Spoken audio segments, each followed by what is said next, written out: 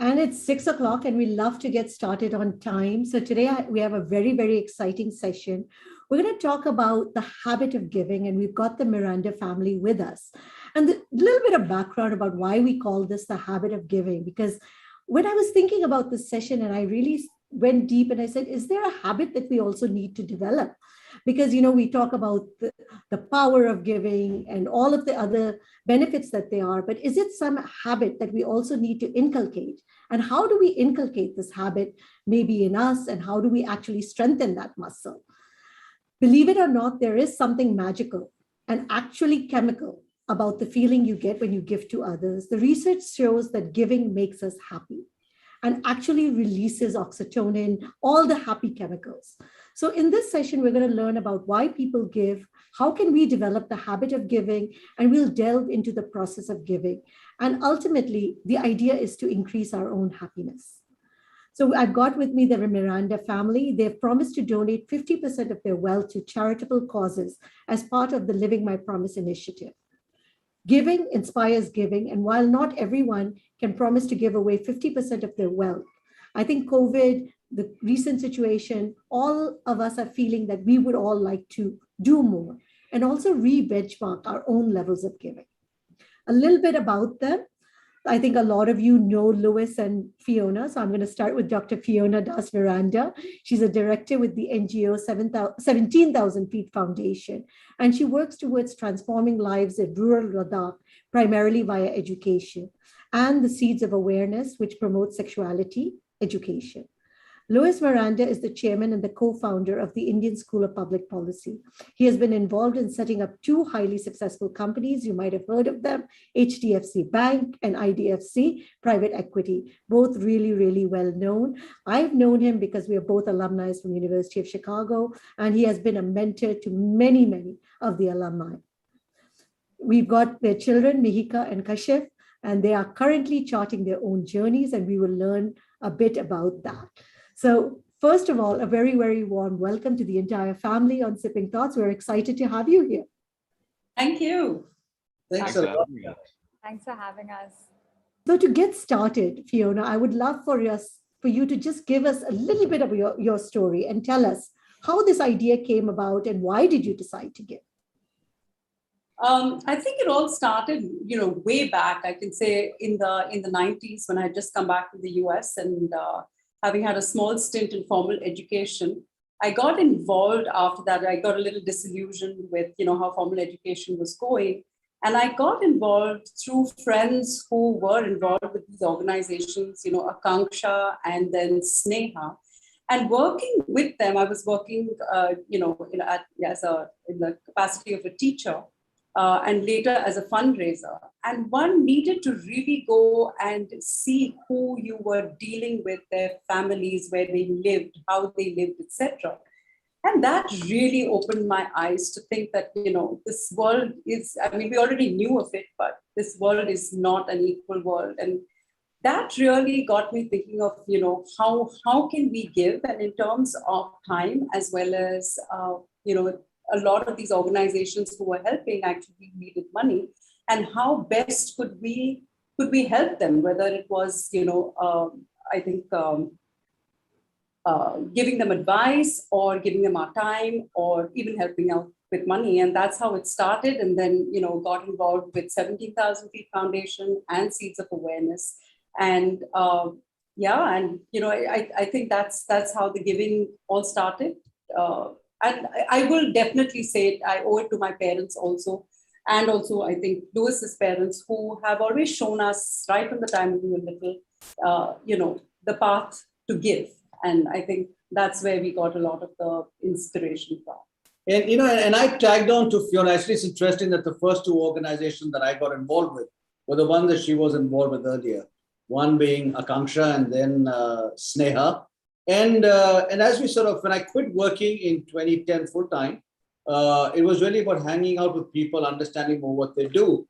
And this journey of, moving from giving our time to giving money, etc., happened as part of this. And there's a series of conversations with various people, understanding what they're doing, finding out what excites us is really how we did this whole this journey. Wow, beautiful, beautiful. Now I want to ask you before we go on, why do people give and what is because we're seeing this and this is making headlines almost daily. You hear of Bill Gates, you hear of Melinda Gates, you hear of Jeff Bezos, you hear huge numbers are being given. And so what is it and what is driving this giving, I would say, or even this next generation to actually donate so much of the wealth? Sure. So people have been giving for a long time, but since you mentioned Chicago, let's talk about some research from Chicago. John List, who used to head the economics department, has done some very interesting work on philanthropy and why do people give.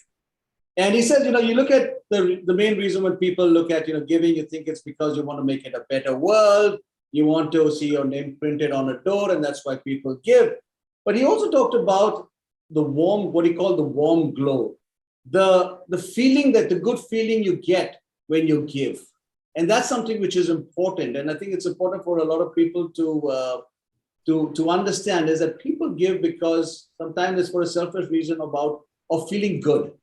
And that's important. For example, you may give money to save whales, but it's not that you're giving money necessarily only, you're doing it because you want to save whales, but you want to be considered as a kind of person who cares about whales and gives money for whales. So now you talked about Bill Gates, Warren Buffett, and the Giving Pledge. Now, when they announced that setting up, what was interesting was that it made other people want to give, to be saying, I'm part of a cause where people like Bill Gates and Warren Buffett are part of. So we'll talk a bit more, I guess, later on about the Living My Promise Pledge, where some people started it and I got involved and others are getting involved. And they're doing it sometimes because they want to help, but also because they feel good to be part of this circle, to be able to play a role and be considered as part of this circle. I'd love to hear the younger generation's thoughts on this. Why do people give? And because your generation is actually pushing the pedal on this. So Mihika and Khashiff. Yeah, I guess I could jump in first. So I think what's amusing is when we were growing up, as Mom said, you're constantly inspired by your parents. She was inspired by her parents and her in-laws. And I think we were also very inspired by what the precedent that Mom and Dad set for us. Funnily enough, my mom is a microbiologist by education, and my dad is in business. And I had no interest in science or business, ended up going into the arts. And somehow or the other, because of all their volunteer work, their giving, I realized I suddenly landed up working for fundraising for the arts. And that was what I was doing for the last 3 years now. And it's been such an incredible journey to see why people give. I think especially, for one, like you want to be a part of something bigger than yourself. I think a lot of times we live in this bubble, and for us to feel like we actually belong to the world, or we belong to something larger than what we think we're on this planet for. I think people like to feel that way. And also, you're then not just investing in yourself, your immediate family, you're also investing in other people's futures. When you know how many resources go into like building a school, like say for example, you worked at a school as a teacher, you know how much work comes through, how much effort and time has to go through. So when you step away and you suddenly have the means to give, it's a little easier to want to give back in that sense. I think that's something that we're all familiar with, where like we've appreciated some privileges of experiencing something, and now when we have that privilege to give back, we want to do the same thing. So if you love the environment, you will put in the money to save it. If you love the arts, you will do that. If you wish for empowerment and healthcare, you will support it. So people, I think, want to help make sure that the future is also taken care of, and this is a wonderful way of making sure that can happen. Yeah, I think very Mihika beautifully said.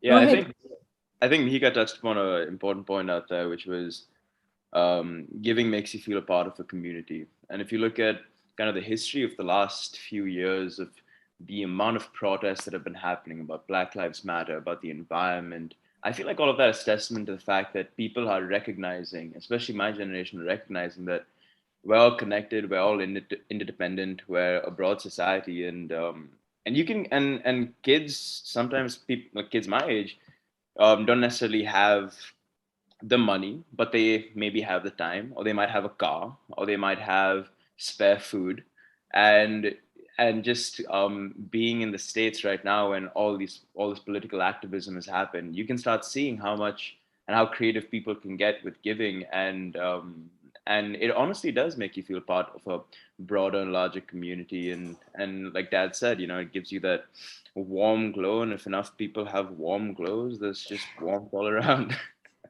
I have another thing to just jump in here for a second. Please, would love it. I was just, as Khashiff was talking about this, I just realized all the books that we read growing up was these dystopian books like Harry Potter or Percy Jackson or Khashiff, I don't know, help me out here, Hunger Games.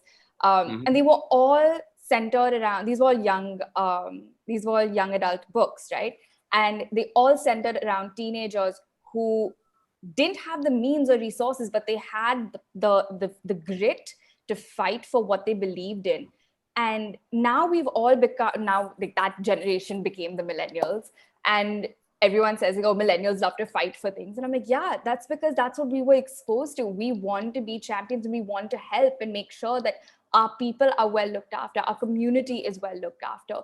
So if you were ever inspired by Katniss Everdeen or Harry Potter or saying, and it doesn't matter if you don't have like an archery, a bow and arrow, or you don't have a wand, if you have the means in any way, like as Khashiff said, a car, you have time, you have a Zoom account, there's so many beautiful ways that you can still make an impact and save and look after your community. No, beautifully said. And I think we've been seeing the best of human nature actually come out in these COVID times.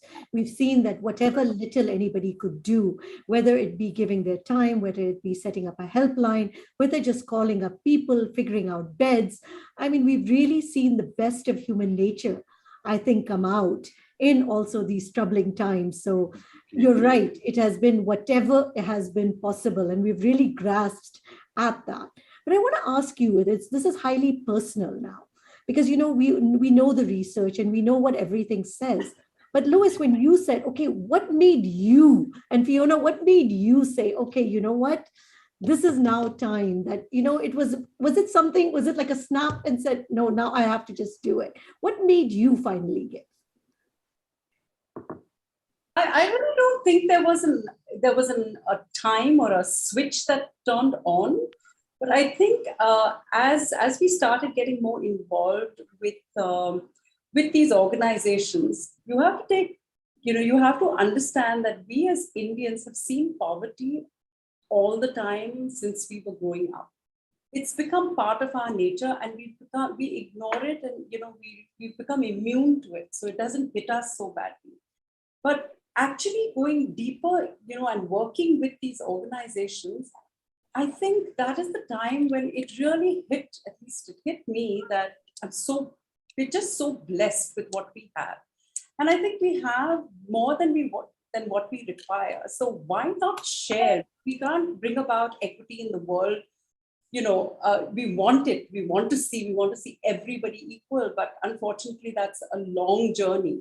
But why not start somewhere, right? And I think that is what, kind of inspired me to want to give, because I think I was just grateful for what I had, and I just wanted to share. So that's where I came from. Louis, did you want to add something to that? No, I think it's the same thing, which is that we realized we were lucky, we have enough. So for example, with Living My Promise, when we had to sort of formally in a way commit to something which we already had decided on, it was Amit Chandra, who is one of the great philanthropists that we know. He sent me a message. We were in the US at that time, saying, Louis, we're starting this platform called Living My Promise, where each of us commit to giving at least 50% of what we have in our lives or in our wills. Would you be interested?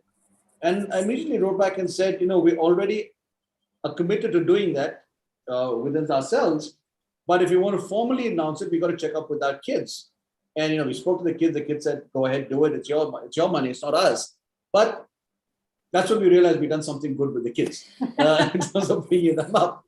But the fact is, it's really just that we've been lucky and we have more than what we need. What are we going to do with it? It's as simple as that. Today, there's a need out over there for this money. Instead of us keeping it with us, might as well give it to somebody else. I'll come back to this because Mihika and Khashiff, for you, especially because, we are feeling that, especially the millennials, an entitled generation, they want everything that comes to them. And of course, inheritance is a big thing. It's in our head. This is my family wealth. My family wealth will be passed down to me. How did you feel when you said, okay, you know what? Maybe 50% of my family wealth will not come to me. And I'm okay with that.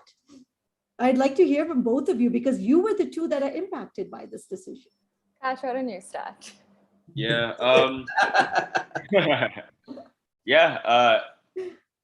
Personally, I feel that just growing up and having the experiences that we've had in terms of volunteering, spending our time, it definitely showed us, put into context at least, how much we already have.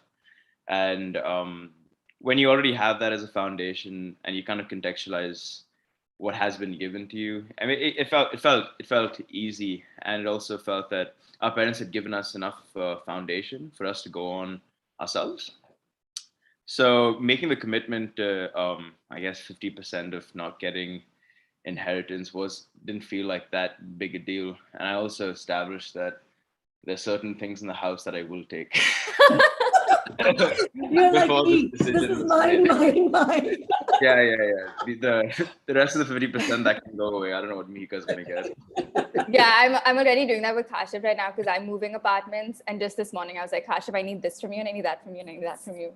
I think for me, I just didn't know that the concept of inheritance was something that applied to us. Mom and dad never brought that up. Mom and dad never made us aware of how privileged we were. I mean, sorry, we were definitely aware that we came from a very stable home, a very comfortable home, but we never ever, like, mom would never like go out and like buy a designer bag, or she would never. And like, by all means, like for some people that's like what they like to do, and that if that brings you joy, fantastic. But like that was not something that we were into. I went to a school where people would wear like Abercrombie and Fitch clothes, and I never really. I was very happy going to Hill Road and like buying clothes from there. So as a result, like mom and dad were never the kind who would be like, this is your money. This is what we are saving this for you. So eventually, and granted, I was also a teenager. Then I went to college and fell in love with the arts, and then realized I was not going to have a career. I mean, not going to have any money coming from the arts. But by then, mom and dad had made enough sense to me when they said that, you know, if you follow your passion, the money will follow if you know how to direct that passion. And that's always been my funda. I love the arts. I love musical theater, and I formed some kind of plan that will give me some financial stability in the future. But for me, inheritance is not something that's required. I mean, that's something that mom and dad have worked really hard at to earn that money themselves. That's not our money. And if we want to have that money, then we better work for it ourselves. But beautifully said. But I'm going to delve now a little bit deeper because, you know, before we go into the next question of what stops us from giving, a lot of times it's our kids, because we are thinking, oh my goodness, especially as Indians, I need to settle them. I need to get them married. I need to get their first job. I need to do everything for them. And as you said that when this decision was made, you were a teenager. And now, of course, can I say your age or no? Yeah. You're 46. So you have kind of flowered a lot more and you've gotten a lot more mature. Has your thought process changed any from when the decision was made to where you are now? Because I think this is one of the biggest things, and I'm sorry I'm putting both of you in the limelight, but this is one of the biggest things that stops most, I would say, from our Indian mindset from giving, because we feel that we need to bequeath our children a strong future. I would say that what Mihika talked about in terms of passion for following what you want to do in your career, that's so spot on.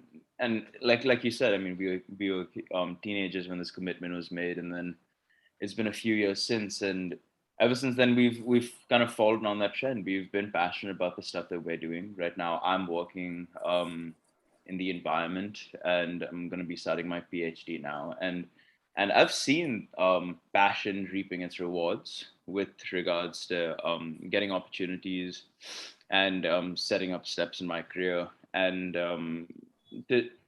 that's only solidified the fact that, yeah, we don't necessarily need all 100% of our parents giving, and it's promoted the sense of independence within us. So if anything, the last few years has made me more committed to our family's commitment, if that makes any sense.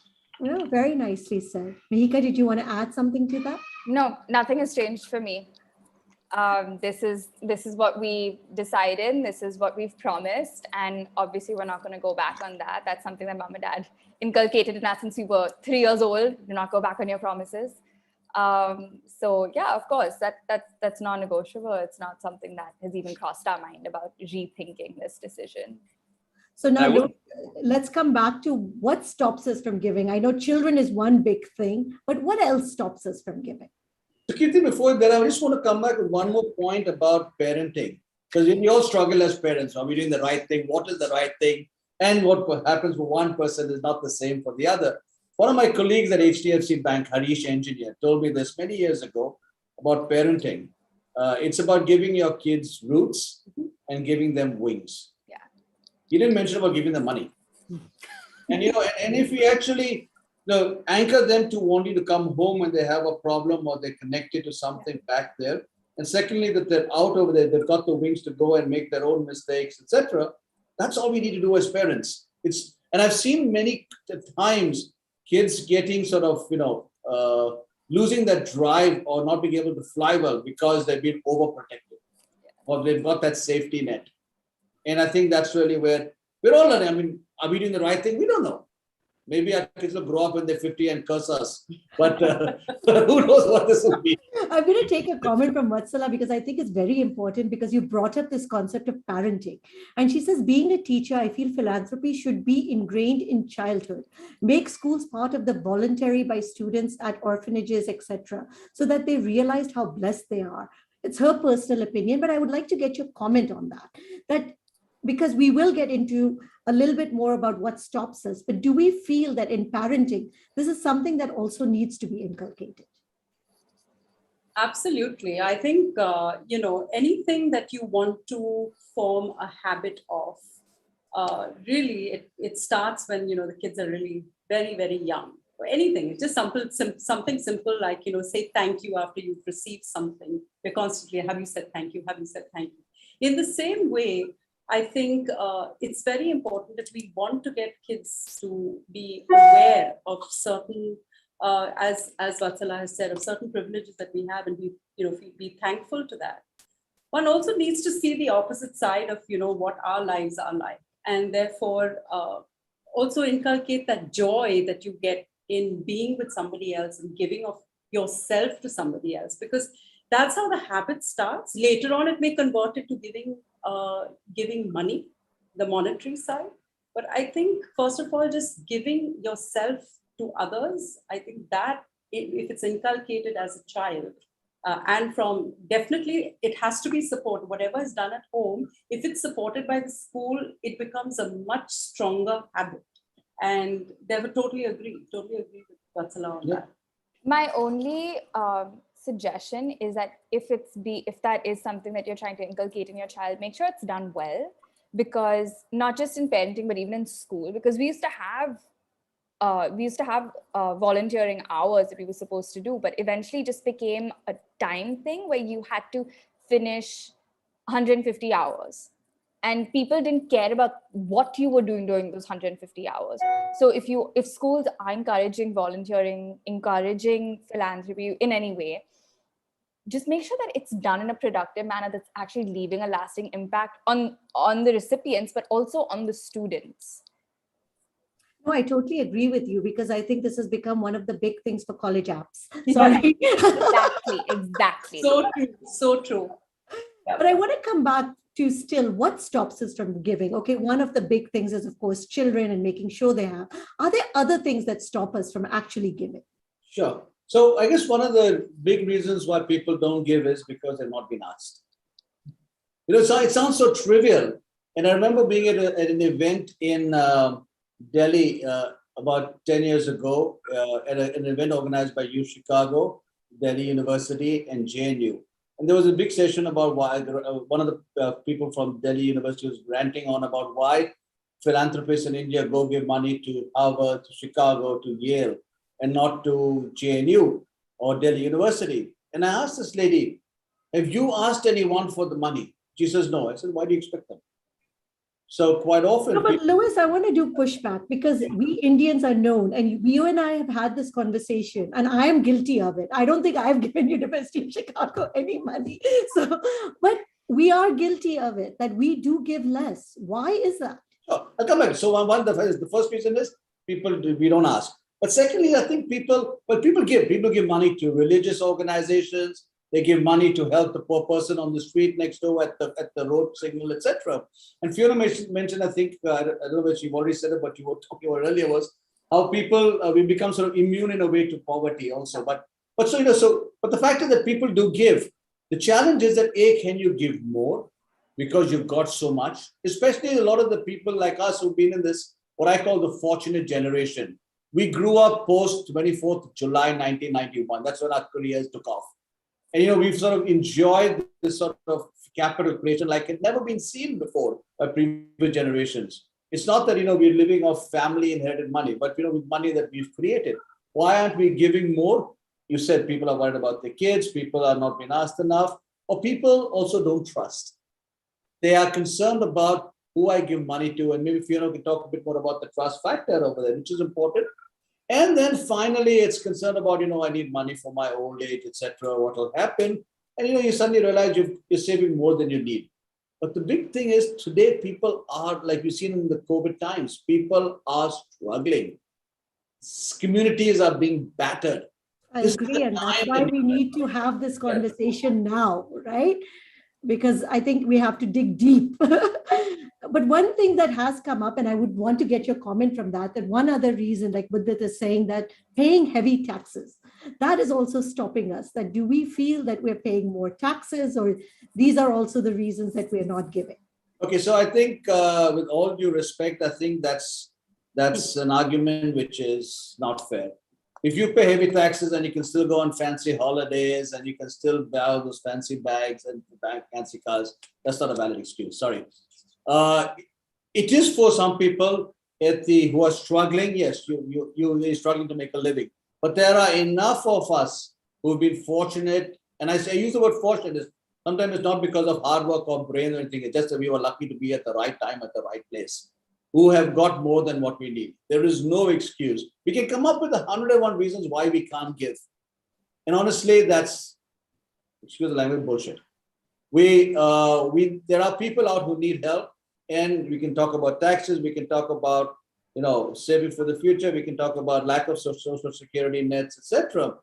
But a lot of us have been able to, thanks to the capital markets, as someone mentioned earlier, etc., been able to do more, to be able to get more than what our parents made. And I think we have a responsibility. Gandhi said this very clearly. We hold money in trust for other people. And so he didn't say that it's wrong to be rich, but he said you hold it in trust for others. Trusteeship principle is so important. But come back to the other reason which people give, and Fiona will talk a bit more about it, is people say, I don't give because I don't trust people. I think that's one of the points also raised over here. Yes, Stella is also saying that a lot of people are saying that I don't know who to give to. Yes. Who do I trust? Yeah. And I think that the trust issue is a huge issue because, when we are fundraising for our organization, the amount of effort that we have to put in to convince a person that, we are a creditable organization, where sometimes they're looking at frills in order to trust an organization, like how many awards have you won?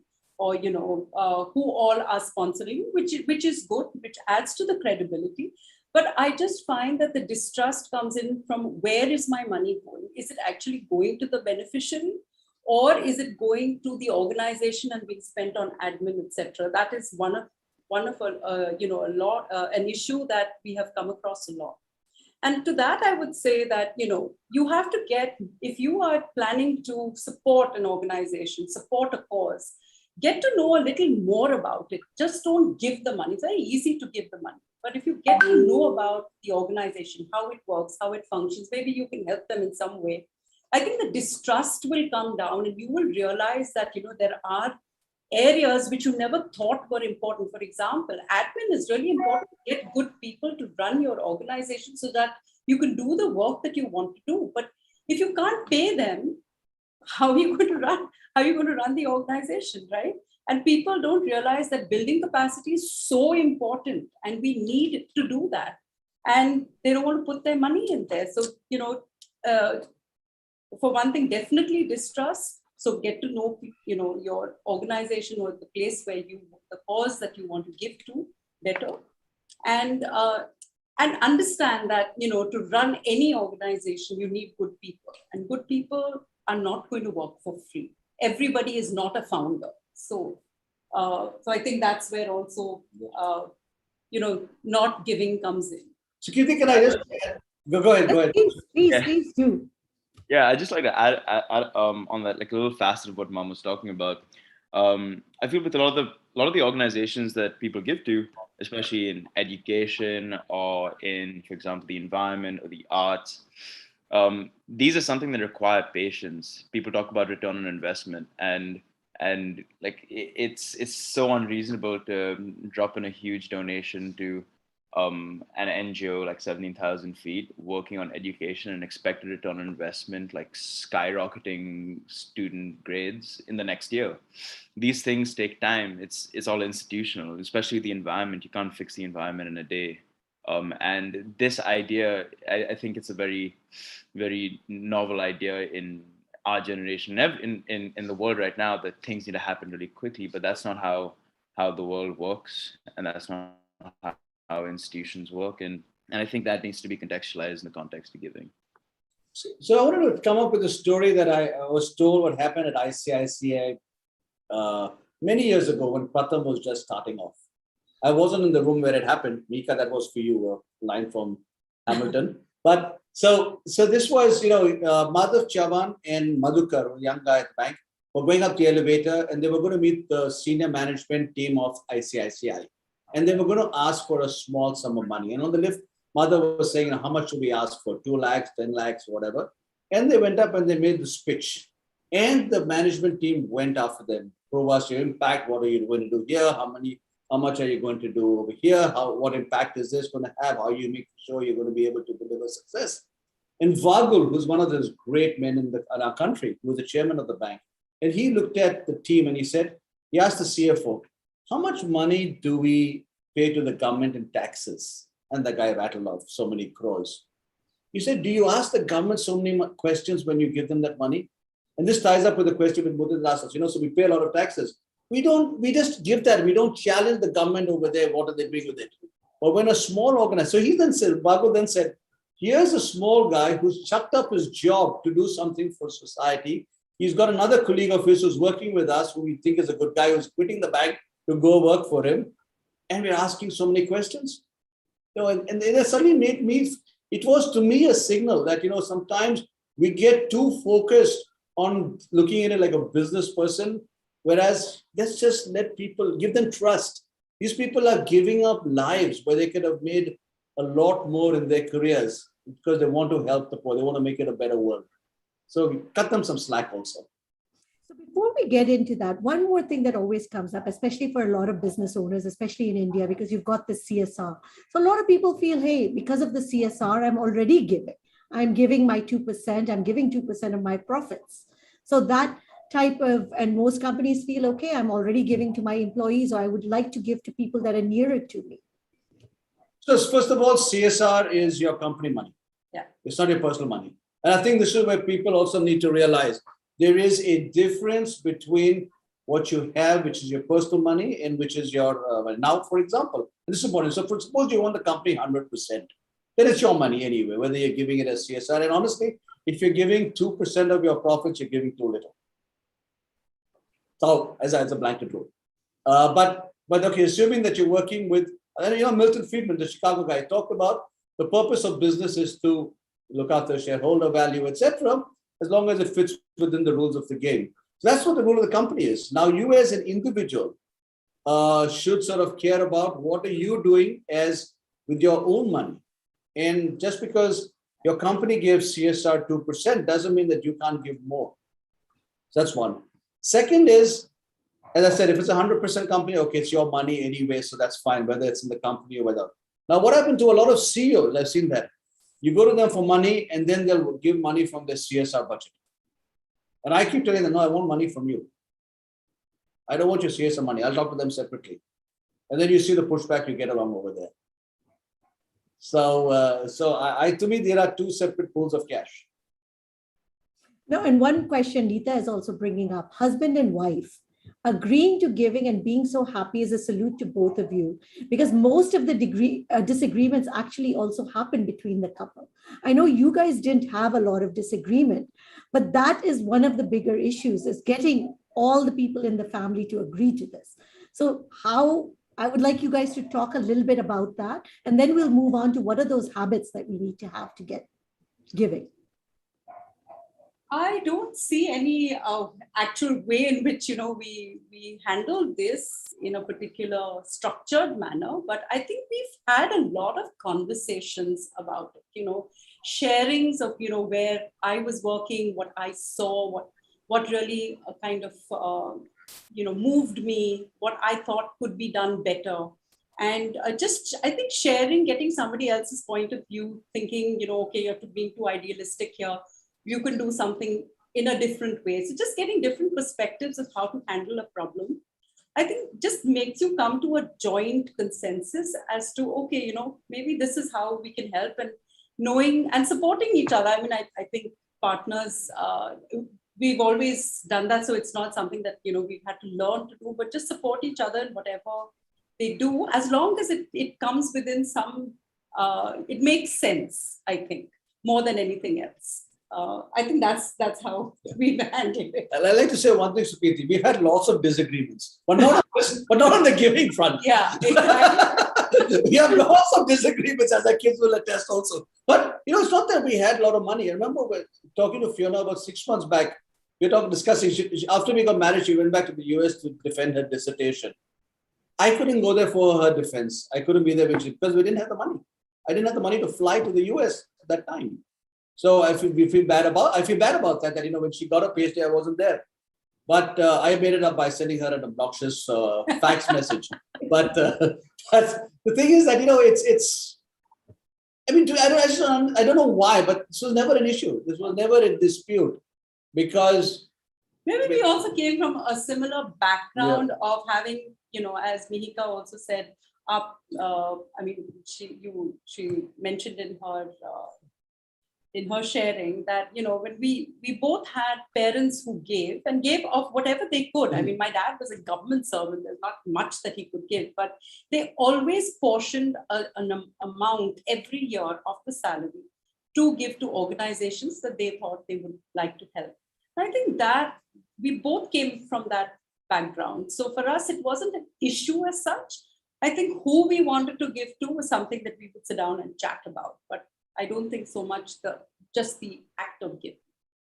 No, perfect. No, thank you, because that question did come up. And of course, everything we like to have into the 5 habits.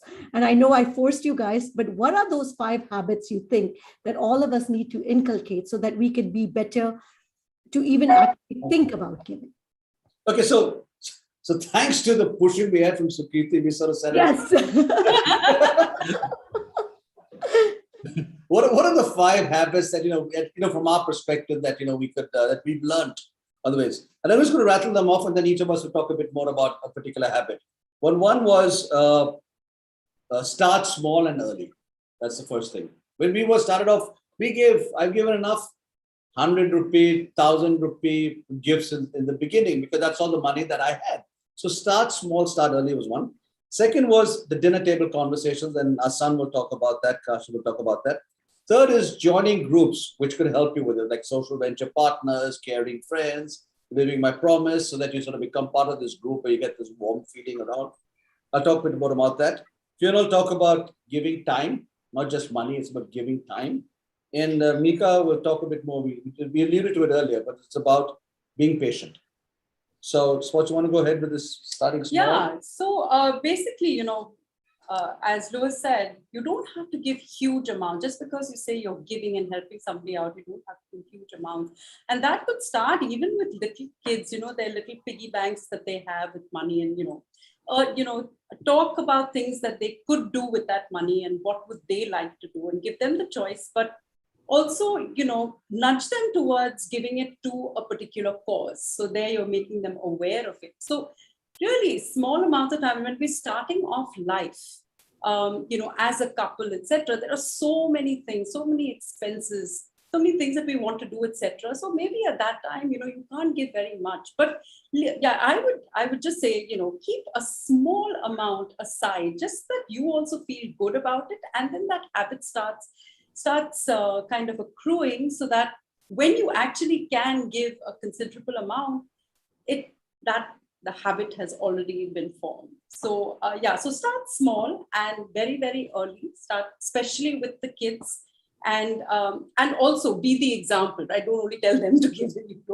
don't follow the same. So I think that's where I would like to stop. Well, the next one to talk about is giving time. But I just want to give, when I came back to India, I was a young kid working at Citibank, and the only day I was free was Sunday. So I remember going to the priest in the church and saying, "Father, how can I help? I'm only free on Sundays." And he said, "Listen, why don't you teach Sunday school?" And that's how I got involved.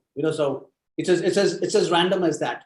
So you want to talk about giving time? Yeah. So I think everybody thinks that philanthropy means giving money, but I really think some organizations really need your skill. They really need your time, therefore. And if you can give about, they may need your advice. For example, when I was working with Akanksha and I was working with Sneha, I remember, seeing that they were struggling with just getting a structure into, how Sneha works. And I just told Louis, I said, you are the business guy. Why can't you just come in and just help them out, just a few hours, just to help them out, figure this whole thing out, put things into structure, etc. And it wasn't money. It was just time and your skill. So I think that is also sometimes more valuable than actually money. In fact, Buddhists sort of said it very articulately, the 3 T's of giving: treasure, time, and talent.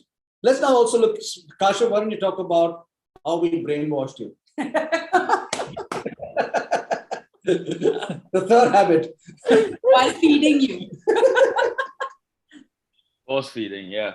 At the dining tables, we always make it a point to come back home and have dinner together. And I mean, now that I'm kind of living on my own, and you tend to think back to those moments and really appreciate them and miss the family from far away. But but what I will say is, like, at those tables, I mean, I remember the first kind of conversation that I remember Mom having with us was her coming back from Akanksha. She'd be in the basement of Nehru's yeah. Yeah. Right, the planetarium, and she'd be talking to these kids and telling them stories and reading them stories and chatting with them about how this mouse stole cheese. And I was fascinated about these stories in the first place and where these kids were coming from. And then Dad would talk about how he'd be teaching Sunday school, and I'd be fascinated about the stuff that he was teaching, what he'd be teaching. And then I wanted to get involved because I thought these were fun, interesting stories in themselves. And then we visited Akanksha set up. And then after that, the same thing happened in 70,000 feet. And it just felt like our lives were so much more richer and so much more interesting and so much more connected. And I guess that is seeped forward. It's an enjoyable process of doing something and then coming back home and then sharing what happened.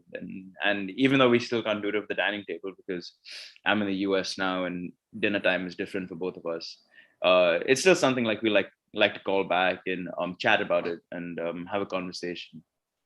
And my gosh, I think it's one of the most fascinating things, because every lunch that we will sit down for nowadays, even during the lockdown, mom and dad will have another story to talk about this organization that they're supporting. And like they've heard about something else and they're like, oh, you have to hear about what this person is doing. It's so fascinating. What an interesting life. And that also opens up how we also see the world, what they also expose us to so many different types of people or the stories. And that has helped us in so many ways beyond just, our own personal developments. Mihika, do you want to talk about another habit, which is about having patience? Something that I don't have. You and I are in the same boat. Yeah, I think like one thing with giving is that you need to be incredibly patient, and on two fronts. Like one is, as Khashiff said earlier, you need to have patience with responses and results, because a lot of things that we want to invest in and we want to give to, like say healthcare, women's rights, sanitation, healthcare, I don't know if I said that already. But that all takes time. That takes time to develop. You're not going to cure cancer immediately. I mean, it took us so long to get a vaccine for COVID, right? And, we wanted it instantly, but it took about 10, 12 months. I can't remember now. But it takes time. And if we're constantly providing that support, then at least the people who are working towards that result, the people on the ground who are working that result, are not then distracted by thinking, oh gosh, now where do we get the next either paycheck or the next installation of funds to be able to continue this project? Because then what's happening is the people on the ground are then losing track of what impact they can actually make, and they're constantly chasing behind fundraisers when that's something that you can automatically just give, So that's one thing, is that impact takes time. And don't expect to, and as an individual, be patient with yourself as someone who wants to give, because I know me at 26, I can't afford the kind of donations that my parents can give. I cannot afford the kind of donations that the Gates give, But I can afford what I can give. And as Dad said, you start with 100 rupees, 1,000 rupees. Eventually, it'll grow into something larger. You're going to earn more. Hopefully, you will continue to earn more. But that's something that you can do. I mean, I remember years ago, for Christmas, I told my whole family, I don't want any gifts. I want you all to give me, I want you all to donate to this organization. They did that. And that's all that. I wasn't earning anything. I was probably like, I don't even know how old I was. It must have been like not even in the 10th standard. Like it must have been like 8th or 9th standard. No, I don't know, 8 or 9 years. I don't know. But that was one idea that I could do. And now I'm 26 and I can actually afford, I don't have to ask other people to donate in my name or like for me, but I can do that myself. And that already is one jump. So I encourage you to think of what your resources are. Sit down, if you need to sit down with your financial manager, sit down with them. Think about what you can give, what you can't give, and what you would like to give, because then you can also work towards that. Very nicely said. I think I love the 5 habits. And I think the first one more I would add is get rid of the fear. Yes. I think a lot of us live in this fearful thing that I will not, if by giving, I will not have enough, or I do not have enough. And I'll just repeat the 5 points because they're so logical. I think what I love is the start. The size is not important, but once you start, I think once you start doing it, you incrementally start adding more, you start doing, and you get that first habit. The second is really this dinner table conversation. So you get, and I think a lot of people are asking these questions, how do you get the family aligned? I think the only way to do that is what you've said is number 2. Brainwashing, exactly. You got to convert the kids, you got to brainwash them, and you got to brainwash each other also to a certain extent, So I love that. And I like the third part is join a group, because once you actually care for a cause, or you start caring for something, and you start caring for something that's maybe a little bit beyond you, you automatically start to want to give more time, more resources, whatever you can. And the fourth is very nice. If you can't give money, please do give your time, because a lot of organizations are hungry for it. And I think fifth is awesome. Be patient, because you're right. I think we expect everything to happen quickly. We want the results. Like I gave money today, my organization should start saving the whales tomorrow. So No, very well said. Now I'm going to ask you this question because a lot of people are going to talk about it. And these are some of the 5 most asked questions you get. And I'll bring on the first one. Why talk about it openly? Because a lot of people will say, isn't that boastful? Why do you need to tell people, that you're giving or you're doing? So I will throw that first one to you, and then we will go through the rest, because a lot of people are also concerned. Why do people make it so public?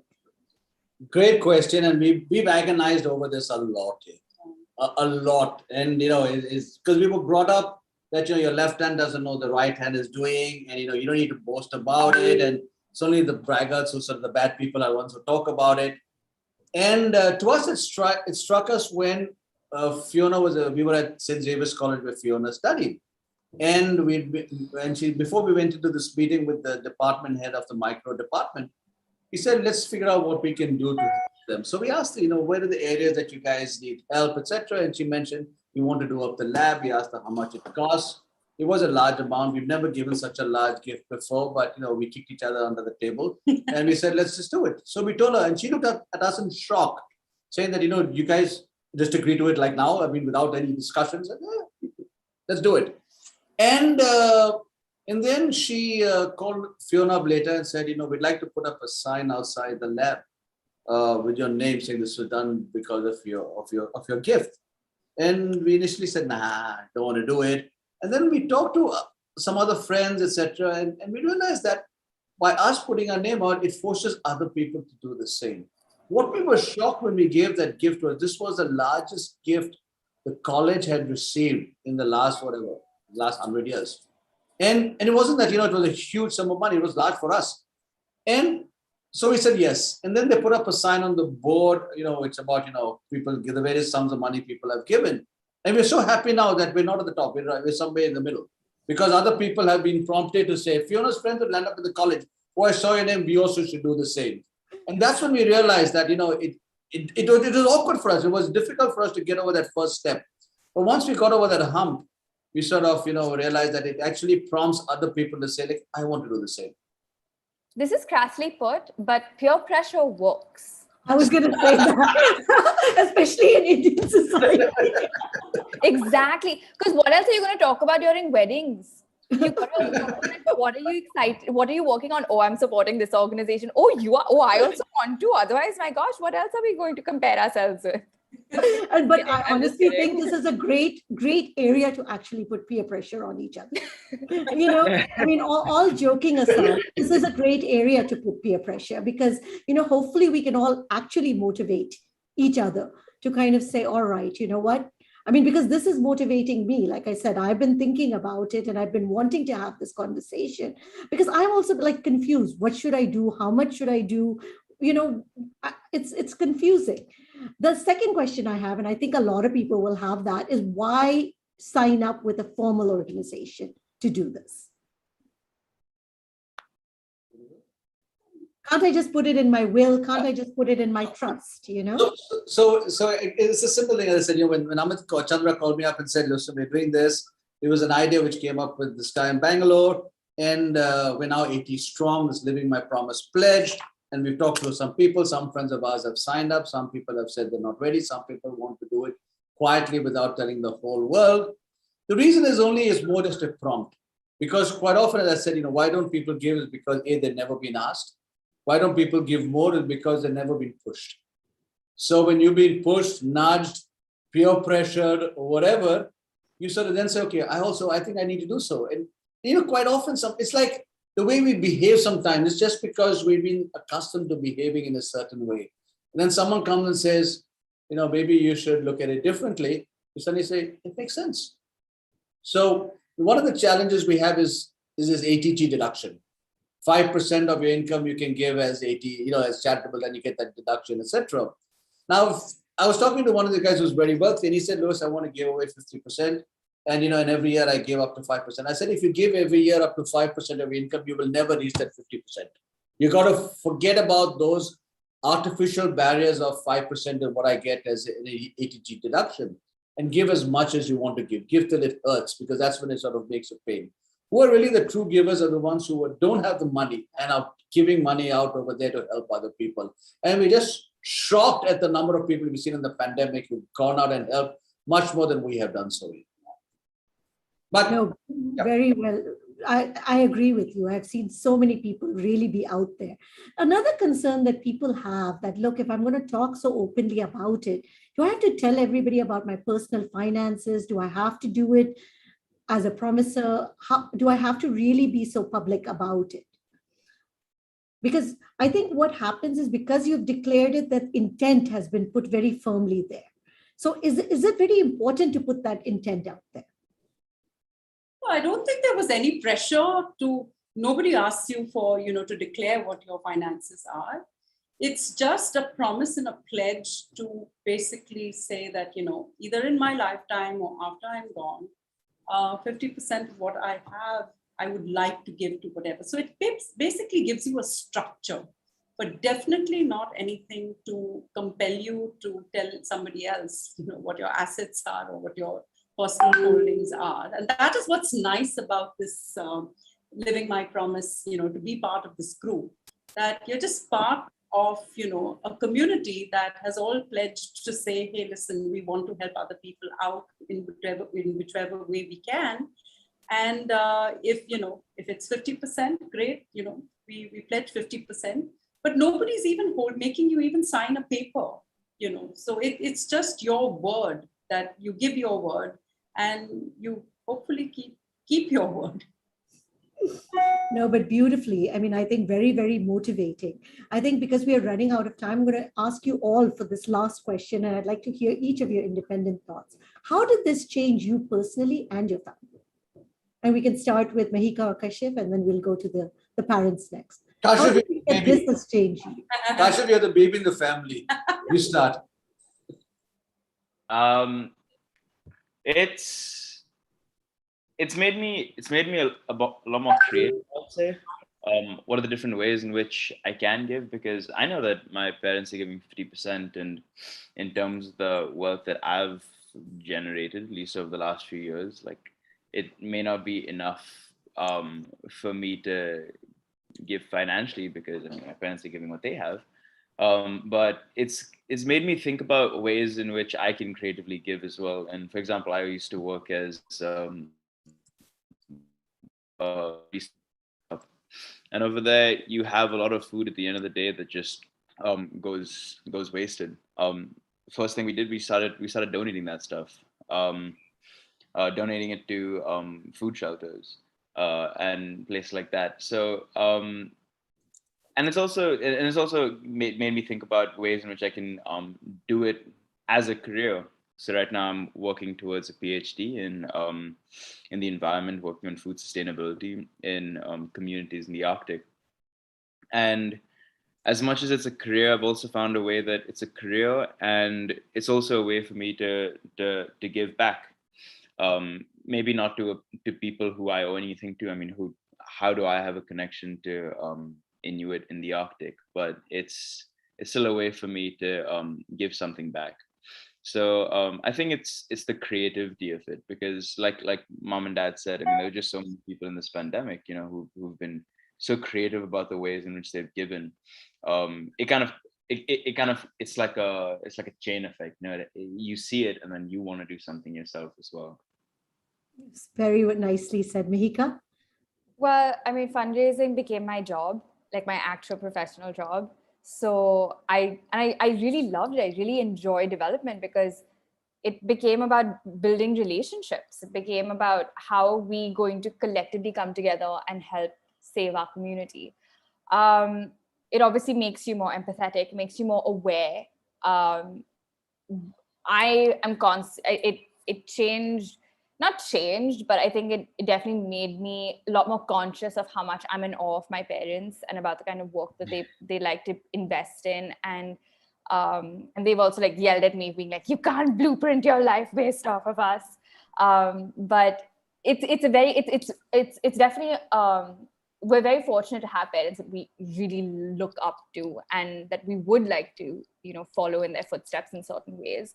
Some of my most interesting memories, either independently or with my family, is through giving. Like we've had some extraordinary trips in Ladakh, working with 17,000 feet, hiking in the Himalayas to go from like village to village, looking monitoring schools that 70,000 feet works with. I have volunteered at fairs in Chicago that worked towards community building that the theater company I was working with was partnered with. We've done like family trips, and we've done like road trips that have just brought us closer together and helped us also understand why we work the way we do. So I think like talking openly about that is has really brought us much closer together. Yeah, I think like that's like a more personal way of how it's helped us. But obviously seeing what kind of impact they do, as Khashiff said, like that has informed the career choices we've taken and we've made. And I don't regret any of those choices that I've made. It's been a joy to be able to follow our passion while also being able to give back in a certain way. Beautiful, beautiful. Louis and Fiona? I tend to agree with the kids. It's just been a lot of fun to learn off each other. And I think just become so much more aware that, our world is not this bubble that we live in. And I think that has brought about a lot of, change in the way I look at life and just look at things that, the causes that we take up with a lot more passion. And it's just been fun. I mean, those holidays that we've taken together, like, holiday with a difference. So basically bonding as family, but also, volunteering and serving community, as well as spending time together. I think that's a perfect combination that I would. Sorry, ma'am, I just want to jump in here and say that I think because of like the road trips and the Ladakh trips, etc., that we used to take, that helped us get along during the pandemic, being stuck at home, quarantined for so long. We were like, oh, we've been stuck in a car for 21 days. Oh, this is fine. We'll be okay. To me, it's being that warm glow we talked about. It just feels good. The last 10 years have been just fabulous, working with organizations like Coro, setting up the Indian School of Public Policy, working with Center for Civil Society, working in remote schools in Nagaland and Manipur with Sunbird Trust, traveling and spending time out in remote, beautiful places with 17,000 feet, mentoring kids to take charge. To me, it's just been this fabulous. The last 10 years have been the most exciting and enjoyable of my sort of working career. And the second thing is, as Fiona said, we've also learned from our kids. They give us a rough time. They may sound all sweet, etc., but they keep pushing us. And for example, with our son, through his work with indigenous people, I got some more interested in that and understanding that.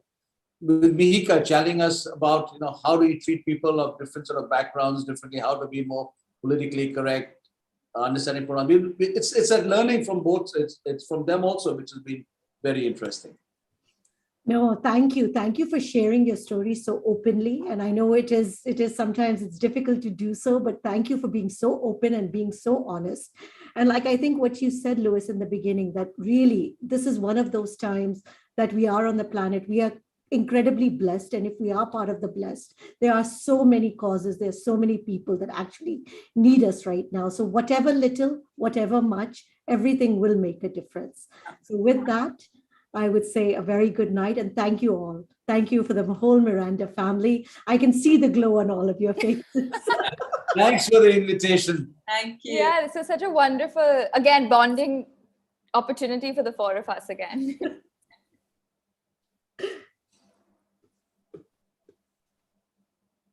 Are we still on? No, we're just wrapping up.